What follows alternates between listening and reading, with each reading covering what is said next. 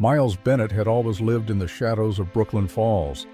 A wiry man with a silver beard and weary eyes, he wandered through alleys and sidewalks with a quiet dignity most people ignored.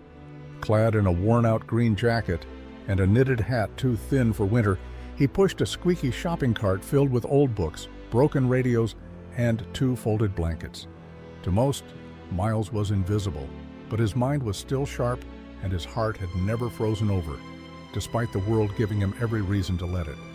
Once, long ago, he was a talented repairman. He owned a little radio repair shop on Jefferson Avenue. It smelled of solder and dust and was crammed with wires and screwdrivers.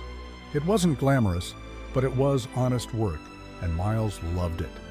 He had a wife, Selena, graceful, kind, with a laugh that could warm an entire room, and a son named Caleb, who once called him the smartest man alive. But when Selena fell ill, everything crumbled. Medical bills came like waves, and Miles sold everything to try to save her. His tools, his shop, even the old clock she gave him on their 10th anniversary. When she passed, the light in his life vanished. Caleb, only 17, grew bitter and distant. One day, they argued, and he left. No goodbye, just gone. That was the day Miles stopped fixing things. Instead, he walked. Each morning, he pushed his cart through quieter parts of Brooklyn Falls.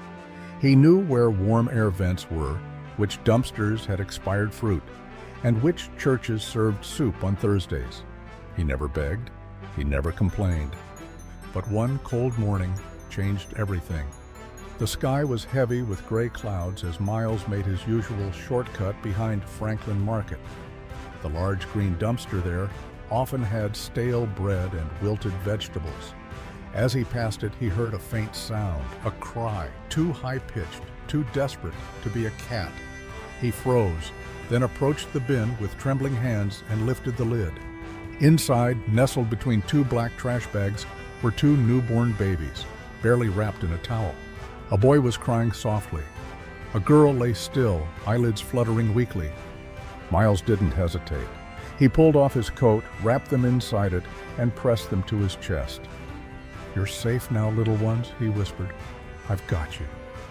He rushed down the icy sidewalk, stumbling into St. Grace Hospital. He was soaked in sweat and snow by the time he reached the front desk. "Please," he said breathlessly, "help them." Chaos followed. Nurses and doctors rushed in. The babies were whisked away into warmers. Miles stood outside the ER, watching like his soul depended on it. A nurse, Hannah, asked him softly, "Where did you find them?" "In a dumpster, behind Franklin Market," he replied, his voice breaking. "Your coat kept them from freezing," she whispered. Miles stayed all night. A volunteer brought him coffee. Another gave him dry socks. He refused to leave. "I just want to know they'll be okay," he said. The next morning, Hannah returned with a smile. They made it. Both of them. "We've named them temporarily, Jalen and Mira, but they're stable." Miles wept. Something had reignited in him, a warmth he thought he'd lost forever. Hey, if this story has touched your heart so far, don't forget to hit that subscribe button. We share stories like this every week, emotional, powerful, and unforgettable. Let us know in the comments where you're watching from. We love hearing from you. Now, back to Miles and the miracle he never expected. In the weeks that followed, Miles became a regular at the hospital. He'd sit outside the nursery window watching Jalen and Mira grow stronger. Hannah brought him tea, sometimes chatting about how Mira always clenched her fists in her sleep, or how Jalen responded to music. And Miles, he began to smile again. But good things, he knew, never lasted. Social services arrived. The twins would be placed into foster care.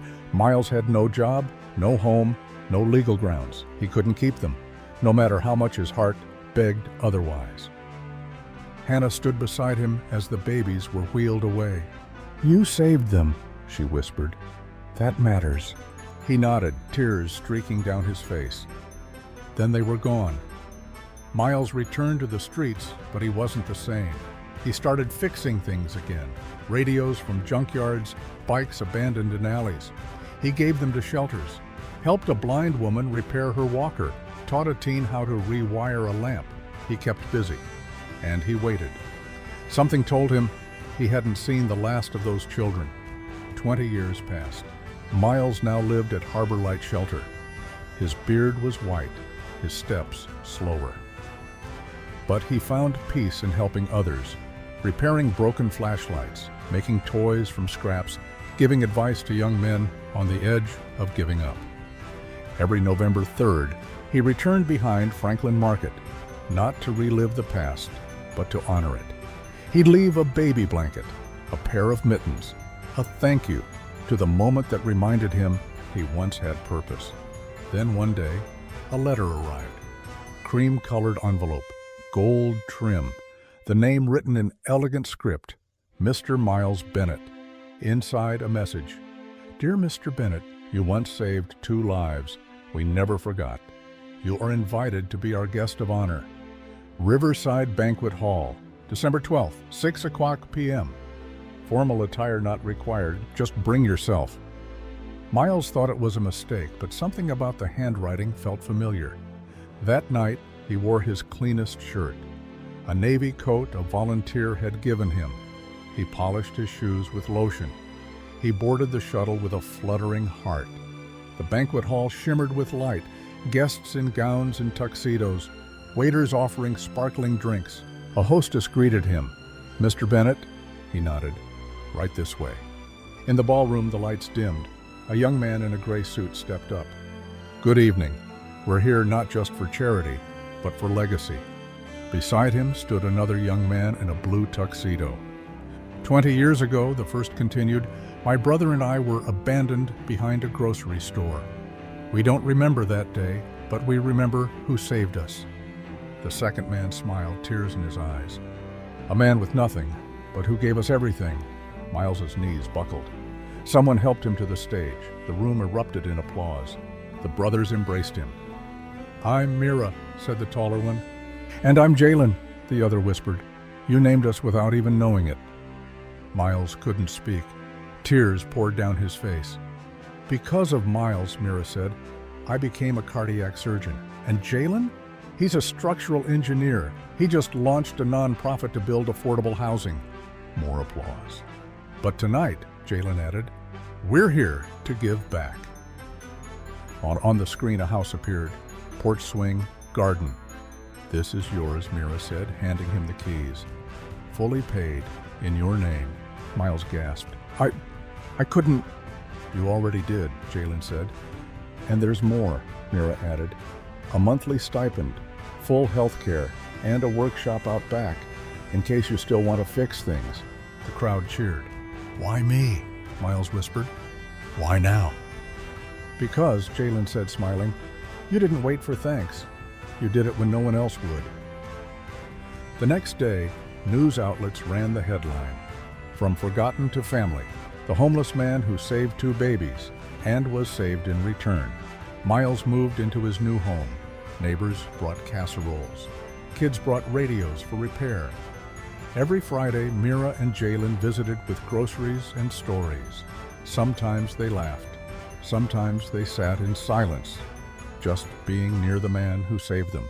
But always, Miles looked at them with awe, not because of their degrees or the house, but because in the end, love had come full circle. And the man who once saved 2 abandoned babies was now surrounded by warmth, dignity, and family. If this story moved you, please give it a thumbs up and subscribe for more heartwarming tales. Leave a comment below to let us know where you're watching from. We read every one. Until next time, stay kind, stay curious, and keep watching.